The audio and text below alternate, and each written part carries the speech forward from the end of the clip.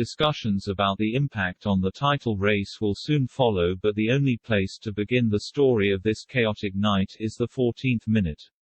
Up until then, Leeds had been busy and vibrant and had asked questions of Liverpool, so much so that Jurgen Klopp's arms were flapping furiously and his voice was straining.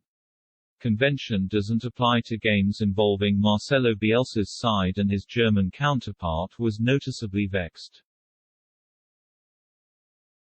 Then Stuart Dallas stuck his hand out, under no pressure, to stop a cross from Andrew Robertson. You may say it inexplicable, but, really, that doesn't even capture it.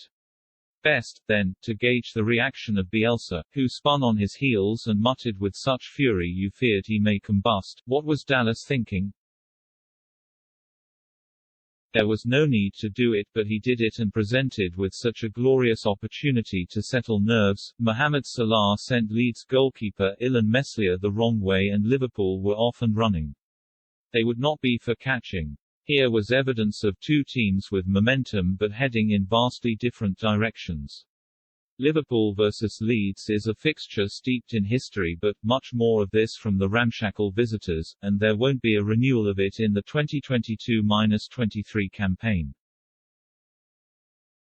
They can't stop conceding, no clean sheets since November 30, and the worst goals against column in the division, and having a defence with more holes in it than Rab C. Nesbitt's string vest was fatal combination. Liverpool duly took advantage and proceeded to rip Leeds to shreds. Klopp was exultant at the end. There were 6 fist bumps to the Kop for 6 goals. Usually he only gives 3, but such was mood, he gave an extra one for good measure. He later cursed himself for getting carried away, but who could blame him? His side are playing as well as at any point in the last 6 years. Each time they scuttled forward, there were yards of space to exploit, and Salah, in particular, could not get over the space he was afforded to attack Junior Firpo. It got to the point in the second half where right-back Trent Alexander-Arnold even jumped forward to join in on the fun.